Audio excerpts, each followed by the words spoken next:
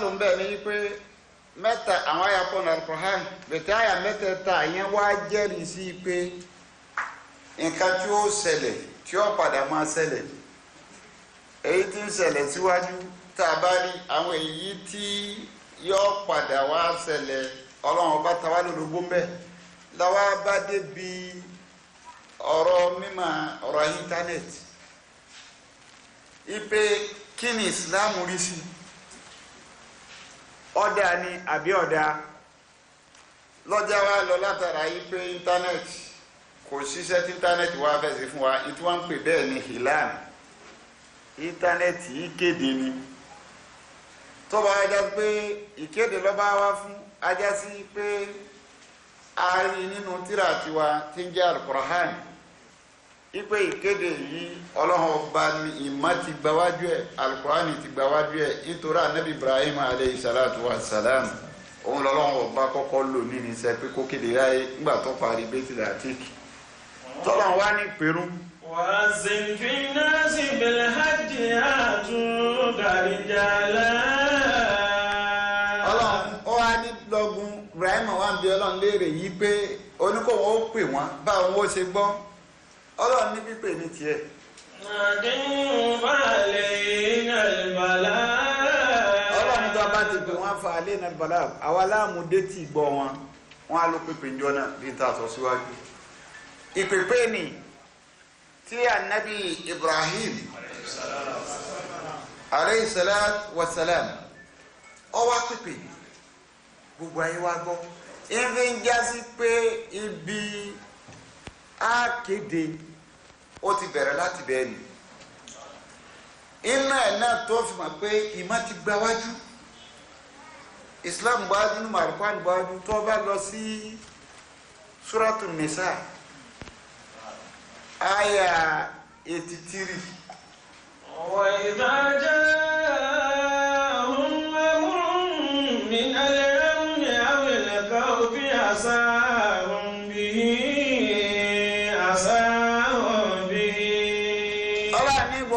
Tí ìsọjá amúrùn mi nàlẹ́ amúyẹ àwọlẹ̀ àwòfin. gbogbo ọjọ́ tí wọ́n bá ti gbọ́rọ̀ di wá bá wọn èyíkéyìí tí ń bẹ jẹ́ bẹ́ẹ̀ amúní àwọn ìdàgbà kẹ́lìmọ̀tà fẹ́ lò ní pé àsáwùbìhí ọlọ́run ní tó kù tí wọ́n mọ̀ sí wọ́n mọ̀ fún akálẹ̀ yìí àṣẹ́bẹ̀ òun ni wọ́n ti yọ rẹ́díò kò sí tí wọ́n ń pe rẹ́díò nínú èdè lárúbáwá ìsáà ni wọ́n ń pè ètò wọn pè rẹ́dùn nìyẹn kò fọ́nká àti fífọ́nká ni ìmọ̀ ìsìlámù ti gbọ́wájú bẹ́ẹ̀ ọlọ́run ti sọ fún ọ pé jọba bá nítorí sábàbù nùsùlù àyà yìí ni pé wọ́n ní àwọn kan wọ́n kójọ ni wọ́n wá ń gbé kálá ní ara wọn yìí pé ànábì ti kọ àwọn ìyàwó ẹ̀ sọlá èyí wọn ni sẹ́yìn náà Umaru wa gbọ́ nígbà tí Umaru gbọ́ bẹ́ẹ̀ Umaru wa lọ bí anabi pé ń bọ ọkọ̀yàwó rẹ anabi ló wọ ọkọ̀yàwó ebi wọn ti rí pọ̀ nkọ̀yàwó àwọn wọn mà lẹ́sẹ̀kẹsẹ̀ ní Umaru ti gba mọ́sálásí lọ níbà lọ lọ́gùn gbogbo ẹni bá wí báyìí rọlọ́pàá má anabi ọ̀rọ̀ yóò ṣẹlẹ̀ o ní sábàbù nùsùlù ayé àwọn lọ́lọ́ ni ẹ̀ wọ́n tẹ̀tẹ̀ má sí. wọ́n ìsájà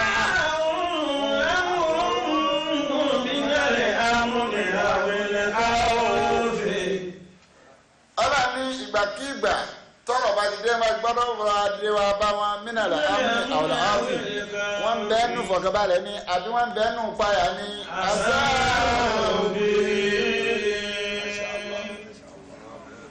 azáwùbíhì dasmith pé ọ̀rọ̀ yẹn ọlọ́run wọn máa fa ká ní ọlọ́run ti fi bẹ̀rù tawálẹ̀ lógo tí ń jẹ́rẹ́ dúró pé azáwùbíhì fífa kálẹ̀ kò sí sátírẹ́dù náà fẹ́ sí ìsátírẹ́dù náà ṣe ni pé yín fà kàkálẹ̀ ni ní fi ń já sí pé gbogbo tí ń jẹ́ ilmùkọ́ níyà kíkọ́ ni fún wa nítorí tá a bá kọ àní máa bá ṣe yọ àyídá bẹ̀ lọ́jà pé gbàtọ́ kan náà àwọn àfáà tó ń fẹ́ sọ̀rọ̀ íńtánẹ́ẹ̀tì òun harama rẹ̀ ni ní pé íńtánẹ́ẹ̀tì yìí sì nǹkan tó dáa wọ́n sì bi léèrè pé kí ni rísì tó fi àrámọ̀ rẹ̀ ó ní nítorí pé Al-Qur'an Islam kọ ọ̀rọ̀ jẹ́jẹ́ ní Suratul Mujadala ayé àwọn olùfibá kíárẹ̀.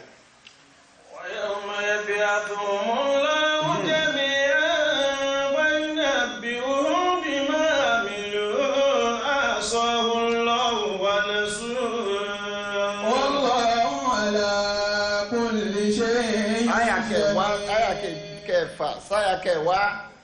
ألم تروا أن الله يعلم ما في السماوات وما في الأرض ما يكون من نجوى ثلاثة إلا هو رابعهم ولا خمسة إلا هو سادسهم ولا أدنى من ذلك ولا أدنى من ذلك ولا أكثر إلا هو معهم أينما كانوا إلا هو معهم أينما كانوا ثم ينبئهم بما عملوا يوم القيامة إن الله بكل شيء عليم ألم تر إلى الذين نهوا عن النجوى ثم يعودون لما نهوا عنه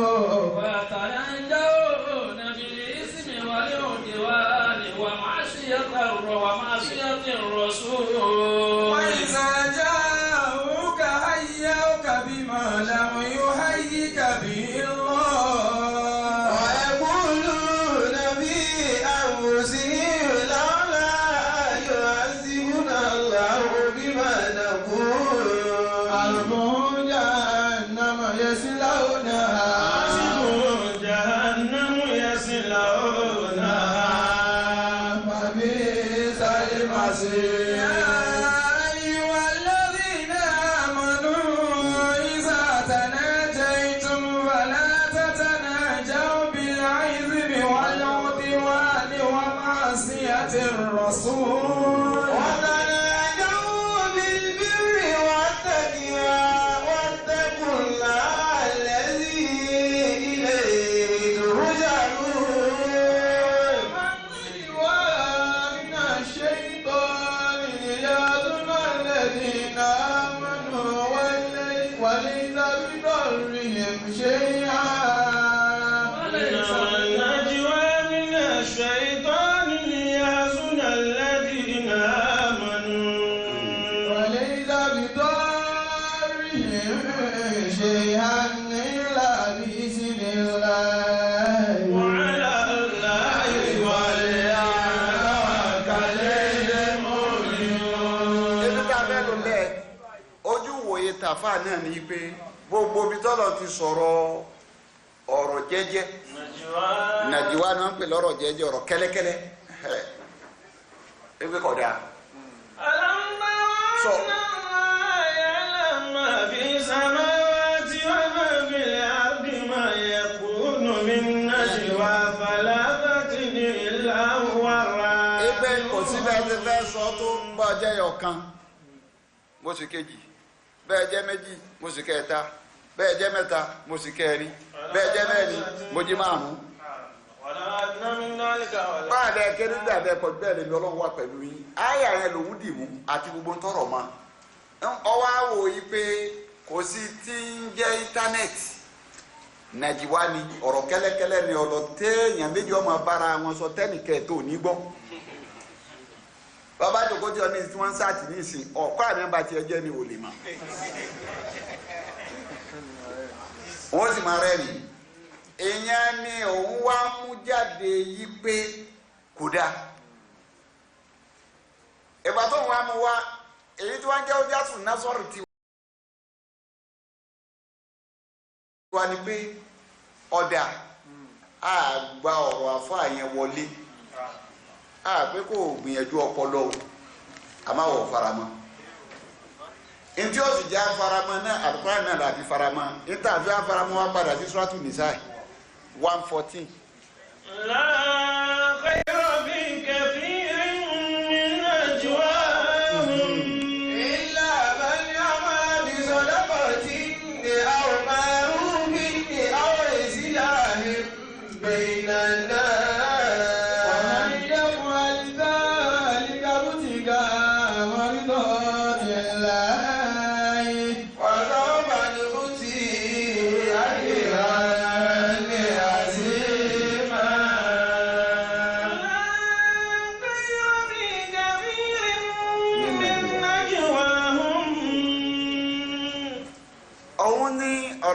kẹ́lẹ́kẹ́lẹ́ yẹn ọlọ́wọ́ farama ṣé bí ọkọ àtaya ń sọ̀rọ̀ kẹ́lẹ́kẹ́lẹ́ tẹ́ẹ̀sì ní gbọ́ sọ́lọ́wọ́ tó farama òyìnbó náà asọ́lọ́wọ́ ọ̀rọ̀ kẹ́lẹ́kẹ́lẹ́ kí ọ̀ farama ìbàjẹ́ ẹ̀bẹ̀ lọ́lọ́wọ́ farama lọ́lọ́wọ́ wá fi máyà mi wá Suratu Nisa'i yìí pé. La khayra fi kathirin min najwahum. ọ̀rọ̀ kẹ́lẹ́kẹ́lẹ́ tẹ̀ ń sọ tẹ́ máa kójọ mẹ́ta mẹ́rin Ọlọ́run kò sóore ń bẹ́ẹ̀. Illa man amara bi sadaqatin aw ma'rufin aw islah. Ọlọ́run òun àáfàá kú gbogbo ẹ̀dá nù kò mú tẹ̀mù yìí sùn wá tẹ̀mù yìí sùn Ọlọ́run bolo fi sí Ọlọ́run ò sì ní sọ kankan tóró ti fi àyà kan síwájú pé Rabbana ma alakta asabatira pé kò sí tó wọn Ọlọ́run ọba dá láyé tó wéèsì wípé kíní kan wéèsì láyé ò tí wà débẹ̀ ni bó ṣe jásí pé inú ìmọ̀ Ọlọ́run tó dàgbà jùmọ̀ tiwa lọ Ọlọ́run jẹ́ kó yẹ wá pé kò sí tí ó sìn àwa aládá gèfèrí mọ́ ibẹ̀ kankan bẹ tí ò sáfò wọn Ọlọ́run ní kò sí.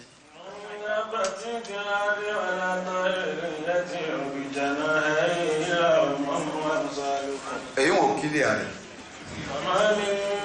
شيء إلا يسبح بحمد ربه ولكن لا تفقهون تسبيحهم. تسبح له السماوات السبع والأرض ومن فيهن وإن من شيء إلا يسبح بحمده ولكن لا تفقهون تسبيحهم إنه كان عليما غفورا.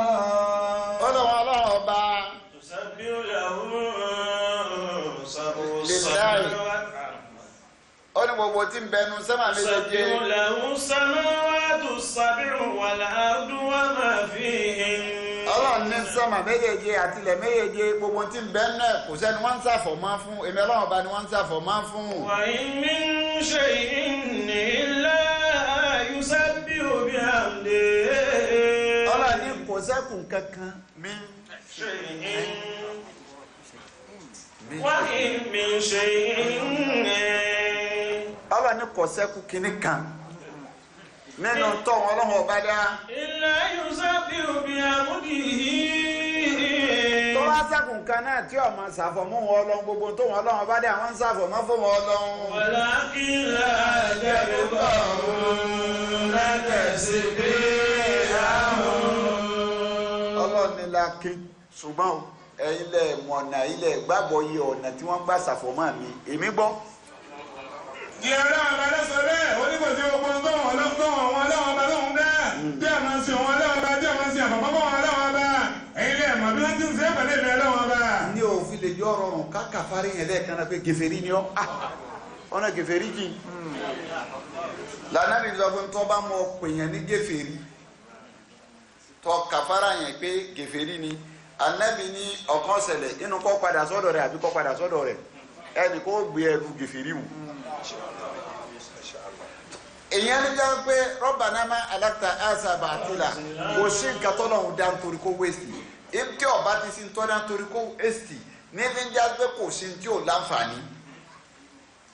a ní ojú méjì ni advantage rẹ̀ wà disadvantage rẹ̀ wà tí ń jẹ́ yóò ní fàwáyé yóò á sì ní àwọn dọ́là ìnira bẹ̀ so àfààyàn ojú ìnira bẹ̀ lòun fi wo gbọ́dọ̀ ní ká máa sọ̀rọ̀ kẹ́lẹ́kẹ́lẹ́ ká máa kọ̀dá kò sí tí íńtánẹ́ẹ̀tì ń bí ọ̀rọ̀ kẹ́lẹ́kẹ́lẹ́ ní bí ọ̀rọ̀ tẹ́nìkejì òní mà òun harama rẹ̀ pé ọ̀dà làwa wá ń fi ìrìnlẹ̀ gbọ́dọ̀ lọ́hùn òrí báwọn ojú méjì lọ́rọ̀ lọ́hùn máa ní tọ́ba ti wo ọ̀tún rẹ̀ ó wo òsì tọ́ba ti wo sáàyìrì ẹ̀ ó wo bátìrì ẹ̀ ojú méjì tọrọ ọlọ́run máa ní ni ojú kan ní wọ́wọ́ ló ń fi ní ọ̀dà ló fi kú dànù ojú kejì rẹ̀ lọ́lọ́run ní tẹ̀mí yìí sì tọ́lọ́run gbé wáyé pé. إلا من أمر بصدقة أو معروف أو إصلاح بين الناس. Ọlọ́run ní ọ̀rọ̀ kẹ́lẹ́kẹ́lẹ́ tí mo ní ọ̀dà ni kò lóore nú kẹ́ ẹ̀ máa kójọ méjì mẹ́ta àmọ́. illa man amara bi sadaqati àfitọ́ ẹ pé àríkòjọ yíwọ̀n pé ó láǹfààní tí ń ṣe sọ̀dàkàtì ẹ kójọ òun torí pé ẹ fẹ́ ṣe sàárà ni. àwọn màrúfin. abẹ́fẹ́ pa àwọn èèyàn láṣẹ kí wọ́n ṣe dáadáa ni. àwọn ìsìláhìm bẹ̀yìnàná. àbí ìkójọ méjì mẹ́ta tọ́lẹ́ tó bá fẹ́ ṣàtúnṣe ẹnìkéye dá ṣàtúnṣe. ẹ pé ẹ dáadíjọ náà ni pé bí kíní yìí ṣe ń lọ yìí ẹ má jẹ́ àwòrán o kílẹ̀ yìí rí sí bí nǹkan bá bàjẹ́ tá a fẹ́ tún ṣe àjọ péjọ náà ni nígbà lórílẹ̀‐èdè one travel jọ ní pírẹsidẹ́ǹtì òun náà tó ti mọ̀ pé bí ó dé yìí nìsín jẹ́ ń pè wọ́n o ó pe fáìsì ẹ̀ ó pe spíkà ó pe senate president ẹjẹ́ àjọ fojú wo tó kò lé kọ́ wá ní péjọ tí wọ́n péjọ òun nìsín aráàmù ni ọlọ́run ní ilà. ẹni islam gbé nàná ṣe é tẹ́ bá jọ kójọ báwọn tẹ́ fi ń ṣàtúnṣe ọ̀rọ̀ òun ọlọ́run ní ìwọ̀n òòrè wà bẹ́ẹ̀. ومن يفعل ذلك ابتغاء مرضات الله فسوف نؤتيه أجرا عظيما. ọlọ́run ní gbogbo ọjọ́ tẹ́ bá kójọ bẹ́ẹ̀ tó dẹ́ gbé ìyọnu ọlọ́run bá ẹ̀ ń wá tòfíìk kọ́lọ́ òfin ṣe kò ń gẹ́ nọ́rọ̀ abẹ́ fi ń wá ìyọnu ọlọ́run ní ọlọ́run ní ọ̀fẹ́ ìyá lérí ìkójọ ni. نؤتيه أجرا عظيما. ajiran àsìmá ajiran owó ọ̀yà àti bẹ̀rù tó tóbi tó lọ́wọ́ fún wa ni pé yín fún yín ṣe kò ń gẹ́ yín pé kẹsọ̀ sí ìdílé àkójọ ni pé ẹ̀rọ náà báyọ̀ ṣé ẹ ti kójọ bó sì ní bẹ́ẹ̀ sí òkè ẹ̀pọ̀ tó máa wọ̀ pẹ̀lú yín wọ́n á mà níyàn tí yín tẹ̀yìn fi kójọ pé ẹ̀fẹ́ bàjẹ́ ẹ̀fẹ́ tún ṣe ni náà ti ajiran àsìmá lànà Muhammad sallallahu alayhi wa sallam làwọn lànà mi sọ pé man ijtahada fa asaba fọlá wa jẹrẹ tó o bá gbìyànjú lérí àtúnṣe tó o wá sọ̀sídìí mbẹ́ ànábì lónìí ládàá méjì ládàá àkọ́kọ́ ni yí pé ọ sọ̀sídìí àtẹ̀sán tó lọ́wọ́ sọ. ومن اجتهد ولم يصب فله أجر واحد. àmọ́ tó bá mú ọ tó o bá gbìyànjú lé pé kí nǹkan dáa ọ wá tiraka títí ọlọ́run ò fún ọ láti yọrí ń bẹ̀ kò sọ pọ́rọ̀ mọ́ ọ yẹn jù fọlá ajr wáyé ọlọ́run ò ní lọ lásán ọgbẹ̀sán kan ẹ̀sán pọ̀ tí ẹ̀ gbìyànjú. ìyẹn ni pé net ìtì bẹ́ẹ̀ bí ọ̀jọ̀gbọ́n yẹn ṣe rí ni pé lóòótọ́ ọ̀rọ̀ kẹ́lẹ́kẹ́lẹ́ ni àmọ́ ọ̀rọ̀ kẹ́lẹ́kẹ́lẹ́ gbogbo ọ̀rọ̀ kẹ́lẹ́kẹ́lẹ́ bẹ̀ náà kí ọ̀dà bó ṣe jáde pé àárín inú ọ̀rọ̀ kẹ́lẹ́kẹ́lẹ́ òun náà tí ò ní dáa o ọ̀rọ̀ kẹ́lẹ́kẹ́lẹ́ bẹ́ẹ̀ tí ò ní dáa solúsàn rẹ̀ la gbọ́dọ̀ wá mọ́ torí solúsàn tí Umaru mú wá nígbà wọn ti ń gbé káàkiri gbà náà bí kọyàwó tó ń tẹ̀sí takik àlìyémi yẹkìm ìlímù ìmọ̀ ipò ànábì ọkọ̀yàwó débà látọ̀dọ̀ ànábì ò ti lọ wádìí ìtókù tóun náà ṣe ìlànà ló ṣe tọ́lá ọmọ pé bó ṣe bọ́ọ̀tà àwọn agbára èèyàn ẹnìkan ṣoṣo ọ̀ka padà mọ́ ẹgbẹ́ à ànábì ọkọ̀yàwó ẹ̀kọ́ máa sọ kẹ́lẹ́kẹ́lẹ́ òun náà lọ ṣe ìlànà ní ọgbọ́n mọ́sálásí ni tó gbé ní mẹ́mbà rí. òun náà fa kálẹ̀ àsáhùn bìhí báà náà ṣe fa kálẹ̀ lòun náà fa kálẹ̀ làwọn afẹ́ ẹlẹ́sìn la sọ pé a gbọ́dọ̀ dákẹ́ àwa náà wọrí nẹ́ẹ̀tì ni láti lè tí ọba dàbẹ̀ tá a bá ti pé kínní yìí nǹkan tí ọ̀dà ni ká lè ṣiṣẹ́ láti wá débi àǹfààní ẹnu nǹkan márùn-ún tá a fẹ́ sọ̀rọ̀ lélẹ́rẹ́ àwa débi àǹfààní rẹ̀ kí láǹfààní nẹ́ẹ̀tì àti ìnira oníbẹ̀ńbẹ̀. Fawaidul íńtánẹ́ẹ̀tì wà dírẹ́rù bí dunya nas. àǹfààní wo ní íńtánẹ́ẹ̀tì ṣe fáwọn ọmọ èèyàn ìnira wo ló sì kó bá gbèsè ayé ọmọ ènìyàn. Natasaaluna alihunaka fawaidul íńtánẹ́ẹ̀tì wà lè fi àdìrà. ibẹ̀ inú íńtánẹ́ẹ̀tì advantage mẹ́mbẹ́ inú íńtánẹ́ẹ̀tì disadvantage mẹ́mbẹ́.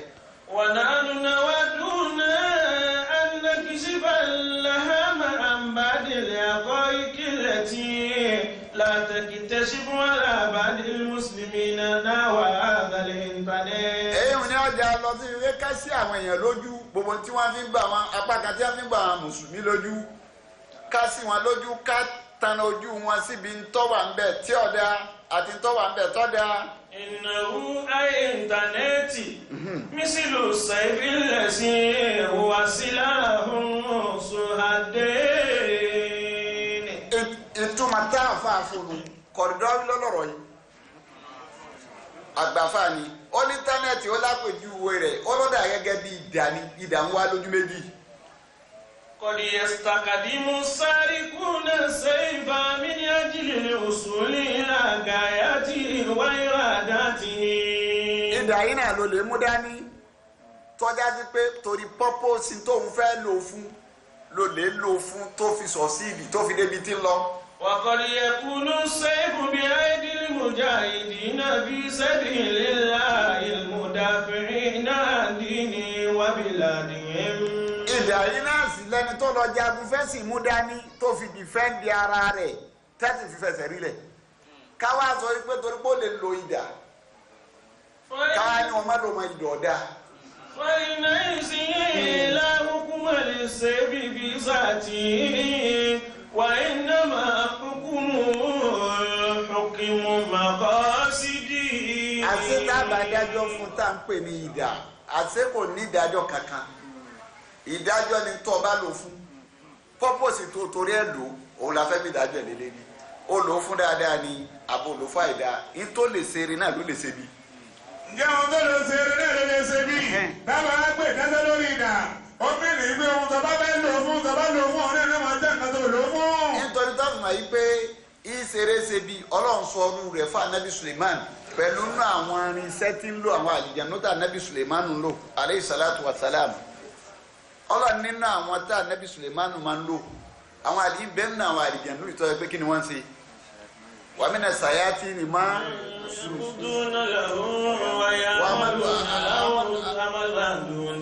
ọlọ́run ní bẹ́ẹ̀ nínú àwọn àdìjànú yìí àwọn sàyàtì àdìjànú lọ́dọ̀ pé sàyàtì ni bẹ́ẹ̀ tọ́jà pé ìdí Sulaimanu máa ń lò wọ́n fún wọn fi wọ́n wá odò àtìmẹ́sì yìí pé ọ̀rọ̀ ọlọ́run tá a sọ pé màá ti gbáájú ó rí pé láyé lónìí inú tí ìjọba ń ṣe fìtínà lérí ẹ̀ tí wọ́n sì ń kówó lé lérí òun ni dredging yìí ní Islam ti wá gbáájú là níbi Suleiman ti ń ṣe for years ìpè yín bẹ́ẹ̀ ní àwọn àlùjànnú ẹ̀ tí máa ń lò tọ́já sí pé má yẹ gúúsù náà wàyà amadu dúnà dáàlìkà tó pé àwọn ń wàdò fún ni wọ́n wà gbogbo ẹ̀ tó bá nínú omi wọ́n wọnú omi gbogbo tó wà nínú wọ́n wà jáde ìtumọ̀ fẹ́ẹ́ ló kọ́ wàyà amadu dúnà dáàlìkà wọ́n tún wá ṣe wọ́n tún ní nǹkan míì tí wọ́n ń ṣe tó yàtọ̀ fẹ́ yìí ni. àtẹ́bí àti lè tún nǹkan ṣe tí wọ́n wà dùn bẹ́ẹ̀ náà wọ́n lè bà nǹkan jẹ́.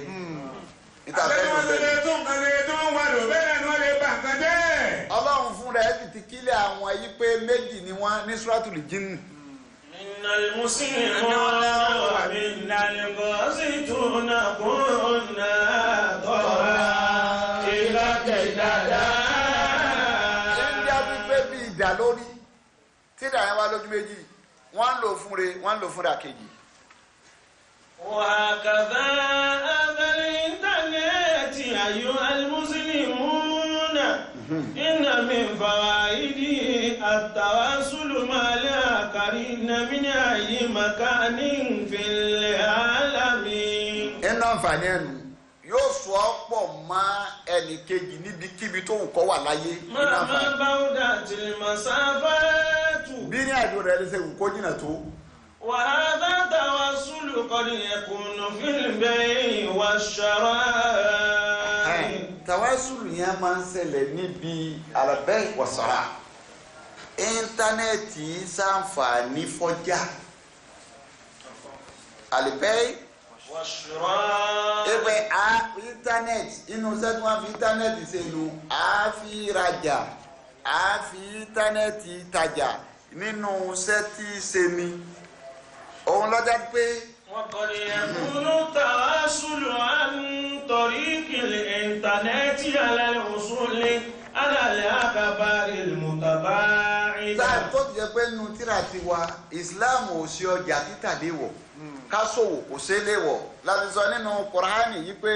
lílà bí Quraysh lílà bí rìnlá bá ṣe dá ìwà sọ èéfì. wàlẹ̀ àbúrò àbá àdàlbẹ̀ àìlẹ́dí àti ọmọ mi jò ìwà àmàlà omi ìlera ooo. الذين آمنوا لا تأكلوا أموالكم بينكم بالباطل إلا أن تكون تجارة عن تراض منكم ولا تقتلوا أنفسكم إن الله كان بكم رحيما. ẹnjọ́ sí pé ká ṣòwò Islam ò ṣe léwọ̀ ká sì wá mímọ́ bá ṣe sì sọ tọrọ díkọ́bọ̀ Islam ọkọ̀ lọ́jọ́ sọ pé yáyọ lẹ́bí náà mánu ó ní mo pẹ́ yín tẹ́lẹ̀ gbèbí Ọlọ́run ọba gbọ́. لا تأكلوا أموالكم بينكم بالباطل. Ọlọ́run ní ẹ gbọ́dọ̀ jẹ́wọ́ owó ara yín kẹ jẹ́ lọ́nà bàjẹ́ lọ́nà tí ọ̀dà kọ́ wá lọ́pọlọ ló ń lò Ọlọ́run nílò yín pòun wí o. إلا أن تكون تجارة عن تراض منكم. Ọlọ́run ní àfikọ́ jẹ́ tìjára òwò tó fojú hàn tẹ́yìn méjèèjì tẹ́ ẹ jọ yọnu sí. Ìyẹn ni pé kéèyàn ó jókòó nísìnyí kọ́mọ ṣiṣẹ́ yahoo kọ́ wá nígbà náà òun ṣe bísínẹ́sì ní bísínẹ́sì kọ́. Èyí òun ti bọ́ sọ́ńdà ẹ̀ ń jẹ́wọ́ ara yín bẹ̀rẹ̀ báàtì. Ọlọ́run ti wọ́ọ̀nù wá ń bẹ̀ wọ́n ẹ má jẹ́wọ́ ara yín lọ́nà tí ká ẹ má purọ́ lọ́nà tí bàjẹ́ ó ti wọ́ọ̀nù wá ń bẹ̀. Ìwà pé òwò ṣíṣe ìsìlámù ọkọ̀ nítorí pé ó rí pé odidi súrà nílẹ̀ àfikùnrẹ́sì yìí ọ̀rọ̀ wo ni. إلى في قريش ilẹ̀ àfihìmù رحلة الشتاء والصيف. nítorí bàtí bẹ́tì latik tọrọ maka wà tẹ́lẹ̀ tó bá ti dàsìkò pé wọ́n ó sí lọ́run wọ́n jọ́sìn wọ́n haramu o ká owó dáa lásìkò tá a bá hàn Ọlọ́run ní ara ètò lónìí ni àyà Suratul Hajj kọ́. tó bá lọ sí Suratul Hajj bíi kàràkàrà 28 pé. ليس عليكم جناح يشهدوا منافع لهم ويذكروا اسم الله في أيام معلومات على ما رزقهم من بهيمة الأنعام فكلوا منها وأطعموا البائس الفقير. ebi tá a fẹ́ lọ bẹ̀rẹ̀ pé lẹ́sà alẹ́kùn jù náà. ọ̀rọ̀ ní kọ̀ǹtẹ́sẹ̀ ń bẹ̀ fún yín kẹ́ ẹ wá fọdílà mẹ́rọ̀ bí kún fọdílà ò ní pé títà rírà kẹ́ ẹ ṣòwò lásìkò ají ọ̀rọ̀ ní kọ̀ǹtẹ́sẹ̀ ń bẹ̀. fàyìlà afádìtún bẹ̀rẹ̀ àràbà tí ń gbẹ́bí kúrò lọ àìjẹ́ mọ́ṣíàlá. ètò ìdásíbíìsì òwò ṣíṣe yẹn Islam ọkọ̀ inú àǹfààní íńtánẹ́ẹ̀tì wa ni yí pé báwọn èèyàn ìṣòwò ṣe jẹ́ problem níjọ́ ohun tó tẹ̀lé ti parẹ́ lórí ẹ̀ nítorí pé a fẹ́ ṣòwò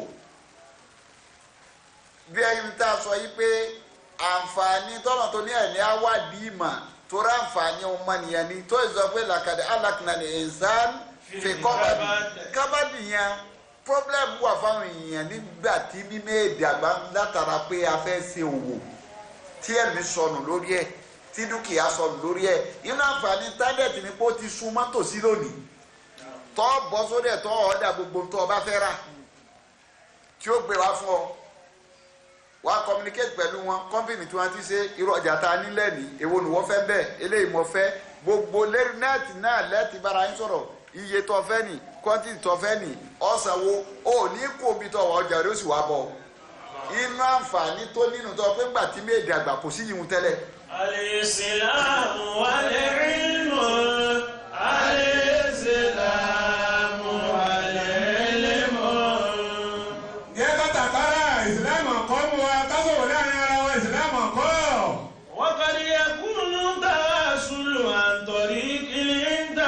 التي على الوصول على الكبار المتباعدة. Inú àǹfààní ẹnu alẹ́ ìbára mutabayira ìròyìn tó jìnnà àwọn ìròyìn tó jìnnà íńtánẹ́ẹ̀tì ó sùn má tòsí. وقد يكون التواصل هذا على طلب التعلم والتفقه في الدين. ebe iná àǹfààní íńtánẹ́ẹ̀tì nu akẹ́kọ̀ọ́ ló mẹ́ inú íńtánẹ́ẹ̀tì ọ̀ wà bẹ́ẹ̀ ó sì wọ kíláàsì ó sì gbogbo nǹkan tó fẹ́ ṣe ń bẹ́ẹ̀ wọ́n ó sì máàkì ẹ̀ ó sì kẹ́kọ̀ọ́ ọwà ń bí ọmọ máa kẹ́kọ̀ọ́ lamẹ́ríkà nítorí ìmọ̀ Islam ò fojú kéré ọ̀rọ̀ ọmọ bí ṣe wọ ọmọ lọ́jẹ́ kó ní àyà nù Al-Qur'ani yìí pé. yarfa'illahu alladhina amanu minkum walladhina utul ilma darajat. Utul ilma darajat. Ipe Ọlọ́run ní àwọn tó ń gbéga. yarfa'illahu alladhina amanu minkum. Àwọn tí wọ́n nígbàgbọ́ nù yín àwọn Ọlọ́run bá gbé wọn ga. walladhina utul ilma darajat. Utul ilma darajat. Àwọn tí wọ́n wá utul ilma àwọn tá a wá fún ìmọ̀ àwọn tó wá ní àyíká spẹ́sà. Ipe ìmọ̀ gbé wọn ga. Yọ̀rọ̀ màún lànà Muhammad sallallahu alayhi wa sallam. Nua Nabi sọ̀rọ̀ sí yí pé. utlubul ilma wala bisin. Anamọ́nà Nabi sọ pé utlubul ilma wala bisin. Anabi ni wáyé mọ̀ kọ́dà pé bisin ni. wa inna talabal ilmi fariid. Wọ́n náà Nabi sọ pé wíwá máa yan ọ̀rọ̀ yẹn ní jẹ́ àti kọ̀ǹpọ́sìrì ni. Lẹ́yìn gbogbo ẹni tí máa ń jẹ́ mùsùlùmí. Ètò fi wá mọ̀ yí pé ìmọ̀láǹfààní. Ìmọ̀dé yọ̀ yẹn nùgbèkùn ni. Àdìsí gan bisáàtì fúnra ara rẹ̀. Ìmọ̀ ṣiṣẹ́ bẹ́ẹ̀ torí wọ́n wí tá Ànábì òwí bẹ́ẹ̀. Wọ́n sì ti ń kí àdìsí wọn for years. Bí a ṣe lélẹ̀ tó kálukú ń kónu àwa gan ti kó kọjá. Ká tó bá rìsáàsì kan yín pé nǹkan míì tá Ànábì wí wọn ò wí tá Ànábì òwí wọn wí síbẹ̀. Nítorí ìmọ̀ ní àwọn àfọ̀ onímọ̀ ilmul hadis odidi ìmọ̀ kan nìyẹn. Pé hadisi tí wọ́n gbà wá èwo ni dohif èwo lọ́lẹ̀ èwo ni sahih èwo ni àníkẹ́físí èwo ni marifu ọ̀pọ̀ náà hadisi báwo la ṣe wá mà ìmọ̀ kan ni wọ́n fi dìtẹ́tì ẹ̀ pé eléyìí ọ̀rọ̀ Ànábì kọ́ ìmọ̀ ni wọ́n ní arákùnrin kan jọ kan yín sọ̀rọ̀ níwájú ọ̀jọ̀gbọ́n yìí wá ní wọ́n ní ọ̀jọ̀gbọ́n yìí kò gbọ́ àmọ́ ń rí ẹnu lágbára dẹ̀dùn bí lágbára bá ń sọ èdè wọn jọ mí ó lè sọ pé kọ́lá Rasulullah sallallahu alaihi wasallam ò ní mà. wọ́n ní arákùnrin kan ọjọ́ ọ̀rọ̀ ẹ̀fẹ̀ ní àmọ́fà ọgbọ́n bẹ́ẹ̀ ọ wọlé kéwú bó ṣe wá wọlé kéwú tàbí lọ́wọ́ fa ọmọ tó wọlé kéwú tí èyí tí ì pé ọdún kan ọ wá lọ sọ́dọ̀ bọ̀dá rẹ̀ kan tí wọ́n á lè kéwú ọ fẹ́ gbowó bọ̀dá ó sì mọ nǹkan kan gba kéwú. Iná ní tẹ́lọ̀ míì bá fọ́nú fọ́ra yọ wá ní ẹni tí ọba ti mọ̀ wí aláìmọ̀kan ni èyí tá a mọ̀ yìí wọ náà mọ̀ lọ́dọ̀ tiwa náà aláìmọ̀kan ni ọ́ àwa wá tún ní tí wò ní dédé tí wọ́n jòkó tì ń àwọn ọ̀gbà bẹ̀kọ́jà àti lè sọ tiwa yóò lè sọ kò kọ́ sí.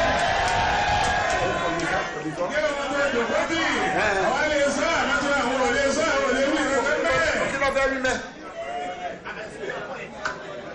Ọ̀hún wá rí yí pé owó lòun fẹ́ gbà ọwọ́ amẹ́lẹ̀ kẹjì rẹ̀ dání ọwọ́ ní salamu aleykum káàdì kí náà rọ̀ wà aleykum salam ó ní mọ̀ gàdí sani àǹfààní sani. Àdìsí ní ká ọba ká àdìsí mẹ́ta bọ́dẹ̀ bá pé àwọn ẹ̀ pé káwé yá ti mọ̀ kí o dùn.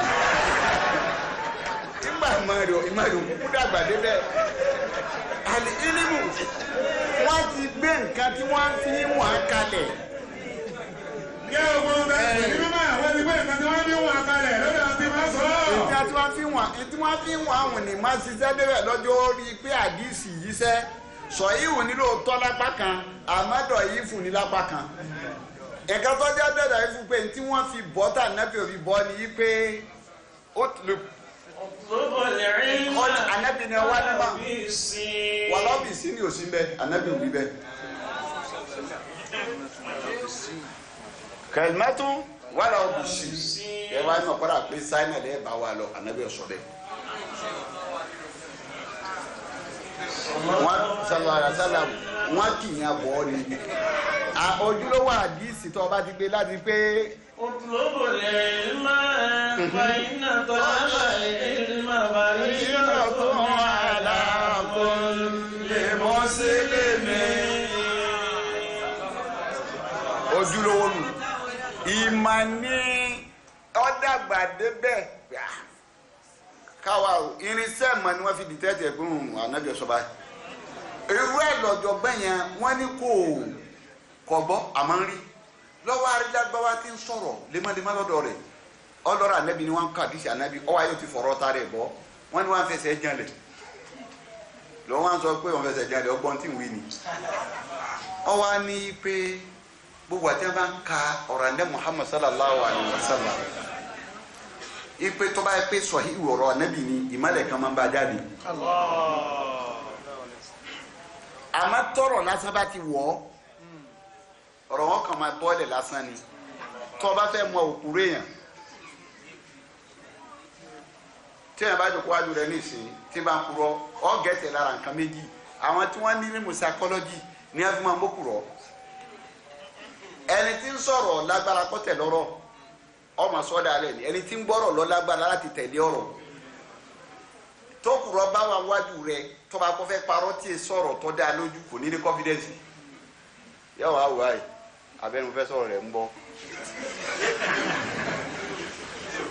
àwọn òkè yìí ọ̀wá ní létí sàlẹ̀ tọ́rọ̀ bá jáde bá jọ̀rọ̀ tó bá jọ̀rọ̀ Ọlọ́run yóò létí sàlẹ̀ tó bá fẹ́ parọ́ Ọlọ́run sọ fún ọ pé tóun ní ọgbà bẹ̀ kọjá kó fẹ́ gba bẹ̀ kọjá yẹn àwọn yẹn á lé á rí kí ọgbà àgbọ̀n tán wí yóò wá dá ogun ẹ̀ pọ̀ yàtọ̀ fẹ́ni tí ń kílò lo ń jáde pé ọ̀rọ̀ mà ìmà ni wọ́n fi dìtẹ́ẹ̀tì rẹ̀ yí pé eléyìí ń tànábì kọ́ eléyìí tànábì ni lọ́wọ́ já pé Imam Buhari làwọn àáfà ẹlẹ́sìn fi sọ yí pé ó sì wàhálà lórí ìmọ̀ ilmu hadisi gan kọjá kọ́rọ̀ ló ní ẹ̀rọ tó bá dàbí ẹni pé ẹ̀rọ bá wà nọ̀rọ̀ rẹ̀ àgbọ́yé ni ò tó ó sì ní àjò torí ìmọ̀ ara intanẹti ń pa àmà nìyẹn pé inú tí ìmọ̀ dé tó ṣàǹfààní tí tẹkinọ́lọ́jì ṣe láǹfààní fún wa ni pé gbogbo wàhálà táwọn èèyàn ṣe láyé pàápàá jùlọ ọdún íńtánẹ́ẹ̀tì tá à ń túwìtì ẹ̀yìn nìsín ó ṣẹ́ wàhálà yẹn kù irú ìmáàmù Buhari wọn nígbà tó lọ Mákà àtìyẹ àti bàbá wọn jọ lọ Mákà torí pé yẹ wà nínú àwọn oníkàwọn ọmọ lọlé ọdún 6 lóṣù àjòkó sí Mákà kọ wá dúró lójú kan bẹ́ẹ̀ wá wo àwọn iye ìlú tó dé. Bayna Makkata wal Madina mujawiran lil haramaini sharifaini yaqusul hadisa wal fiqh an shuyukhihima. àwọn tó ń wá di ìmọ̀ lọ́dọ̀ wọn nìyẹn ìmọ̀ fíkìú ìmọ̀ hadith ń wá lọ́dọ̀ àwọn àfọ́ní mímọ́ ń bẹ́ẹ̀. wala zalati nafsuhu tulatan tabihatu an man yutfiu. àwọn àlùtọ́ lọ ni mo fẹ́ àwọn àlùtọ́ wá dé àwọn nìyí. Fantalaqa bi sabilillahi yatakabbadu mashaqqa sabari wa tarhali. gbogbo àwọn ìlú wọ̀nyí kìí ṣèlú tó àlẹ́gbẹ̀ẹ́ ara wàhálà ló ṣe nítorí mìíràn. Watafa al-buldana wa nazala bi aglabil amsari. ó lọ Damasco inú àwọn ìlú tó dé nìyẹn. wa ahalla bi Baghdad. ó dé Baghdad inú àwọn ìlú tó dé nìyẹn. wa Wasita. Wasita inú àwọn ìlú tó dé nìyẹn. wal Basra. Basra inú àwọn ìlú tó dé nìyẹn. wal Kufa. wal Kufa. inú àwọn ìlú tó dé ní Kufa wà. wa Damasco. nínú wọn Damasco wà. wa Kaisariya. wa Kaisariya inú àwọn ìlú tó dé ní lọ́wọ́. wa Aslakọ́ ni gbogbo àwọn ìlú yóò sílẹ̀ gbẹ̀rẹ̀ wọn. wa Arasani wa Nisaburi. gbogbo àwọn ìlú yẹn nù Arasani Bor inú àwọn ìlú tó dé láyé ni. wa Muru wa Murata wa Misra wa Ghairiha. ọwọ́ tọ́fà gbogbo ẹ̀ láyé tó fi káàkiri tó fi wá ọ̀rọ̀ màdìsí ní wáká. mutalakiyan wa muhawiran wa muharidan wa muhaddisan yahabu kibarul muhaddisin. ó wá ṣe wàhálà yìí wá wọlú wàhálà tó ṣe ni àtẹ̀yídà nàbì Musa ṣe alayhi salatu wa salam torí pé ń wá mà tí Musa fi ń sọ pé làkọ́nìlàkẹ́ náà fi sáfàrì náà àṣà fi sábàrì náà asa nasaba tí Musa wí àti gbogbo rẹ̀ tí Maliki ṣe àti gbogbo rẹ̀ táwọn afa ńláńlá ṣe yìí pátápátá kò lè ṣẹlẹ̀ mọ́ lónìí nítorí tẹkinọ́lọ́jì inú mi kò níyà ó ti súnmọ́ tòsí fún wa inú àǹfààní íńtánẹ́ẹ̀tì ni ayé pé a máa ń kọ́ mọ̀ ń bẹ̀. al-Islamu wal-ilmu al-Islamu wal-ilmu. a máa fi íńtánẹ́ẹ̀tì a máa fi kọ́ mímọ́. wal-Islamu aidan la yumkinu ta'allumu wa tafaqquha bid-din. Islam ọkọ ní sẹ́wù kọ́ máa kéèyàn ó náà fẹ́ ká gbá research. wa tafaqquha bid-din. ká fẹ́ ìmọ̀ rẹ̀ sí. lidhalika qala ta'ala. Islam ọkọ lọ́jọ́ kọ́ lọ́wọ́ sọ ní Al-Qur'ani yìí pé. falawla nafa'a min kulli firqatin minhum ta'ifatun liyatafaqahu fid-din wa liyunziru qawmahum idha raja'u ilayhim la'allahum yahzarun. ẹ ń jáde pé tí gbogbo wa bá dúró lójú kan tá a fa ká lè rí erílẹ̀ Ọlọ́run ká lọ wá mímọ̀ yẹn káàkiri tọ́gbẹ́ tá a ká sì fẹ́ tá a bá dé láàmú àfihànjú ọ̀rọ̀ ẹ̀sìn kí sọ̀rọ̀ ẹ̀sìn nìkan á pinra wa ni. gbogbo ìmọ̀ lọ́lá fara mẹ́kò ní fárikàtì mìíràn. tọ́ìfà tó àwọn akadínú yìí àtàìfà tó mẹ́kò líyàtàfà ká òfin dì àwọn tọ́ìfà àwọn akadínú yìí líyàtàfà ká òfin dì ní tàfàkàwù òun ni pé kẹ́ ẹ lọ wádìí ẹsẹ̀ báṣù ọ yàtọ̀ fún lìyẹ́fùkàwù lìyẹ́fùkàwù fìdí ọ yàtọ̀ fún lìyẹ́tàfàkàwù fìdí fífẹ̀ ní tàfàkàwù pé ẹ gba ìmọ̀ láàyè kẹ́ ẹsẹ̀ báṣù ẹ wádìí ìmọ̀ jìnnà ẹ má dùn tó sí. kọ́ ẹ pàwọn tí a bá wà lọ ní tí a bá dé ni wọ́n máa ṣàlàyé fáwọn tó kù. لعلهم يحسن